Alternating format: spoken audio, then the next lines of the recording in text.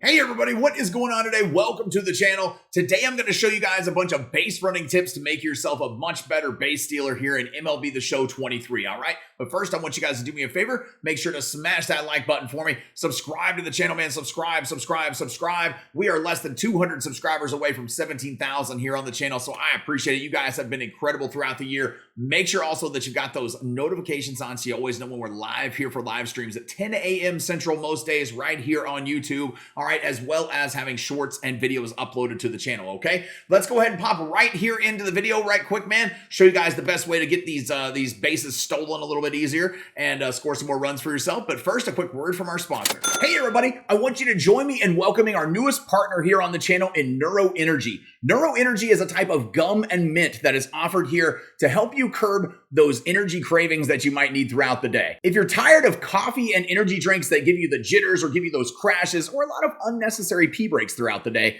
this might be the way to go for you. You can also avoid the bad breath, the sugar, and the calories associated with all of those energy drinks. Also, a big cost savings too. With Neuro Energy, you're going to get a long-lasting, great taste in a variety of flamboyant flavors, smooth boost, and no side effects here for your energy. Freshens your breath noticeably throughout the day as well, and the convenience of carrying it anytime and anywhere with no sugar or no calories here in the product. Make sure to check out Neuro Mints and Gum today by clicking the link at the top of the description or scanning the QR code that you see on your screen for up to 20% off all products here. Make sure to check them out because I've been trying them and I love them. I'm sure you will too. All right, you guys, so the first thing we want to talk about here as we start to dive into base stealing and how it can effectively work better for you is the actual attributes that affect base stealing, all right? Because it is solely attribute based, all right? Base stealing is here in MLB The Show. There is no manual base running setting that you can actually put it on. It's all assisted, so you can't control when your runner actually takes off for the base and runs. A lot of people think that you can by holding the trigger down and letting go at the right time. That's not the case. If that's the case, you've happened to time it and get it right a few times, but it is not actually having any control on your ability to steal, all right? So it's all attribute based. The speed number is obviously one of the most important numbers. The speed number is great because even on guys that have less of a steal number, which controls the actual jump that you get as far as stealing the base and being able to steal bases, if that's a little lower, that speed number can make up for it a little bit, all right? So obviously then the speed attribute is going to control how fast your runner actually is. The steal attribute, like I just said a second ago, is going to control how quickly your base stealer or base runner gets a jump, like turns and starts to go towards second base. So base stealing is pretty much all based upon that, the jump itself. A lot of times in the game, because if you get a bad jump, then your base runner is going to be thrown out while they're stealing. Period. It doesn't matter if it's a good throw, bad throw, whatever, or whoever's behind the plate. If you get a horrible jump, you're going to get thrown out, all right? So just keep that in mind. That steal number, that's the one you want to have up there as high as possible. Now, your base running aggression number, what will that one actually help you with? That one is going to help you with going back and forth on the bases. So let's say you get stuck in a rundown and you want to try to go back and forth quicker. Your base running aggression number is going to be what controls that. How quickly they get out of the batter's box when they actually like drop a bunt down or hit an infield single or something like that. That's going to be controlled by the base running aggression number as well. The other thing it's also going to control is how quickly you actually turn and round the bases. So if you're wanting to get a triple out of some, with somebody and that they've hit something in the gap or down the line, that base running aggression number being higher is going to control how quickly they round first, second, and get to third. So that high base running aggression can be a very beneficial tool for you. So pretty much for the base stealers, there's no like threshold that you want to have as far as the attributes go. We're going to pop into some custom practice so I can show you different scenarios with them on different bases and how you can be better at it as well here in just a second. But there's no threshold with the attributes. I kind of like it to personally be around 75 or 80 before I'm trying to do anything on any of those. So if that steal number is not in the like 75 or higher range, I'm not going to try to steal with them very often. Sometimes it can be a little bit low on a few guys. Like you look at Wander Franco. Wander Franco's got a good steal number or a good speed number at 83, but his steal number is a 35. So a little bit harder for him to get a good jump and get stolen bases. If anybody's played with him long enough, like I've played with him quite a bit here, getting him to P5. And that is the case. He just doesn't get a good jump a lot of the time. So, he's fast enough to sometimes make it, but maybe you don't want to try it as often with a guy like that. So just keep those in mind. Always be paying attention to those attributes. And then we'll go ahead and hop into some custom practice real quick so I can show you guys some specific scenarios and types of counts where you want to get stolen bases.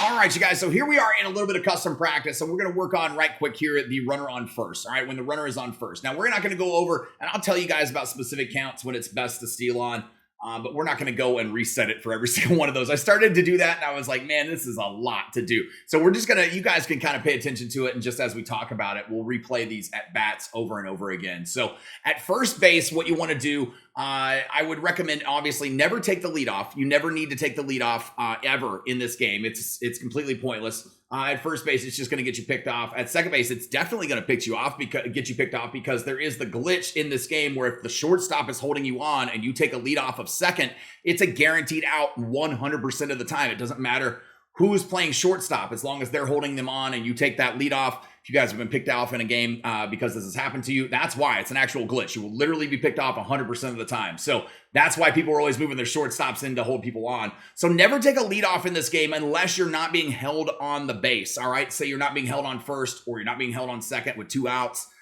Third base, you're never being held on, so you can actually take a lead off there. And I'll show you how to steal home from third base as well here in just a moment. But from first base though, first pitch of an at bat, not always the best pitch to run on. If you've decided that you want to run and move that runner up to second base, take that first pitch. Take the first pitch. A lot of people are thinking and just looking for you to do it, or take that lead off or do something on the first pitch when you're playing opponents online. And even the CPU will pitch out and do that too. Now the CPU, by the way, will never pitch out if you have either 2 balls or 2 strikes on you in a count. So if you ever work a count to 2 balls, you can take the bag.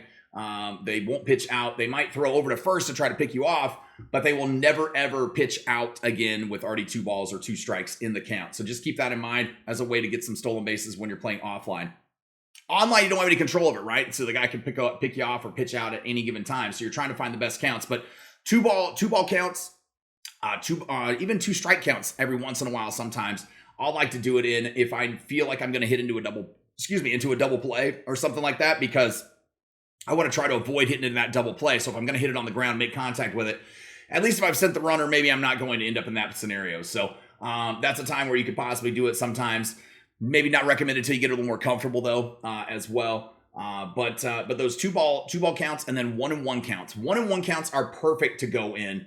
Those are ones where you can work a hit and run a good amount of the time as well for those. So here's what we're gonna do. All right, we're gonna show you guys the first the runner at first. I'm gonna actually steal. All we're doing is tapping the button, and he's going to take off and go. We'll see if he gets a good jump. He gets a great jump. It's Ricky Henderson, so he's gonna get a good jump and he's gonna steal. Now, if you want to steal, we're gonna steal third here in a second, and I'm gonna show you guys how you dive to that side of the bag, the right side of the bag. As you're running, you take your right joystick and you're going to tap it over here to the right, and he's going to actually swipe and slide over there to the other side. All right. So that's how that one's going to work. All right. We're actually going to steal home on purpose here so we can get an at bat here knocked out. I think he'll restart the at bat now if we do that possibly. No, still no runner on first. That's all right. Well, we'll go ahead and get out here with Tony Gwynn so we can start over the at bat with a runner on first again, because I want to show you guys how that's going to work. Now watch Tony Gwynn actually beat it out or something. All right, there we go. We got out on purpose there. All right, so here we are again. We got the runner on first base. Now, a lot of things that are tricky for people if you have a runner on first and a runner on third base, and or multiple runners on in any scenario, and you're struggling with trying to get. Let's actually go down here to team practice again. Let's put a runner on first and a runner on third. A lot of people are struggling with having both runners go, stealing both at the exact same time. So something that you want to focus on so you don't do that is we've got the runner on first and third. We're going to take the right joystick and tap it over there to the right hand side. We're going to take this first pitch here just so I can show you guys. Make sure you've got it tapped over to the right. You'll feel a little vibration when you do it. There's the little vibration. And now tap the steal button. Now watch, the runner at first is going to take off, but the runner at third stays right where he's supposed to, and he's going to make it. All right. So, and also, by the way, how I showed you, if you dive to that one side of the bag, if you want to dive to the other side of the bag, you just push the joystick over to the left again to do it that way. So pretty simple. All right. So we're gonna push it over there to the right, hold it for a second, and now have him run again. That's going to cause him to run. The runner at third will stay there. You don't have to worry about that at all. All right.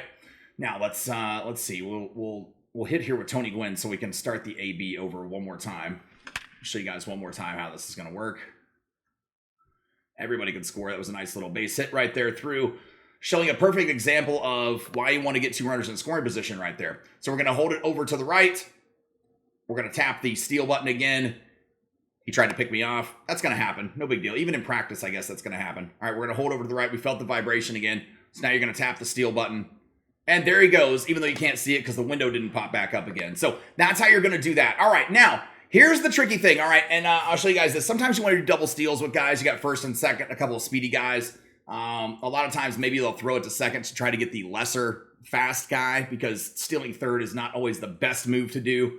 You know, and if you get a good jump, you're going to make it to third pretty easily. So a lot of guys will throw back to second behind the runner and try to get that runner out at second base doing that. So if you want to do a double steal, just kind of be careful, be aware, know the count, know the situation, see if it's a good time to do it. Obviously with 2 outs, you want to be more careful, but getting runners in scoring position this year with that clutch number being so effective on hitters is very important. So I want you guys to focus on that and trying to get that runner over to second in scoring position more, because that clutch number will take over. Your hitters will do a little better, and you're more likely to get those runs in.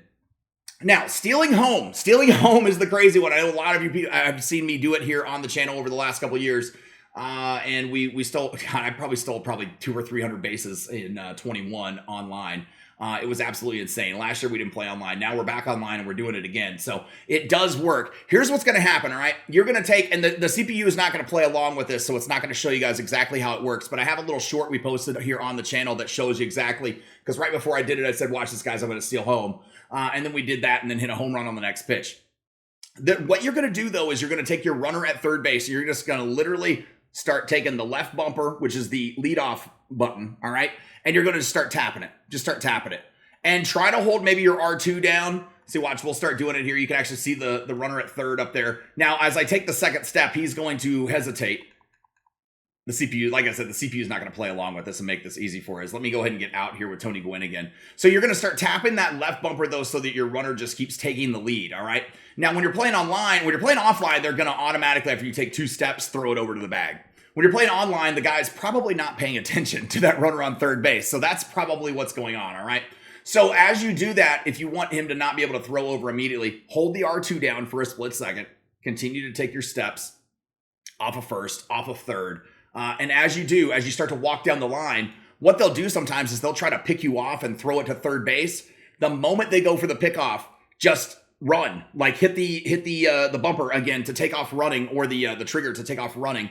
As your runner starts running home, they're going to throw it to third base to pick you off. And by the time they throw it home, it's an easy straight steal of home. So a little tricky, something you can get away with maybe once per game. Usually there's been the occasional opponent you can get away with it twice per game. But as you do it here online or offline, like I said, they're just going to throw it. We're going to try to steal home. Let's try to steal home. We'll just take the lead off with everybody. Just start going. But as they go to, now he's going to try to chase the guy home. The CPU is not going to pay attention there or play along, like I said. So they'll throw the ball over to third base. When they go to pick you off at third, just keep coming home. Don't go back to third because that's going to get you out, obviously. But there's a nice way to steal home, too. So steals are something you got to get a feel for in the game. You really have to just over time get a feel for it. You don't want to take that step out there at second. We're going to steal here with him, though. See if Ricky Henderson can beat it.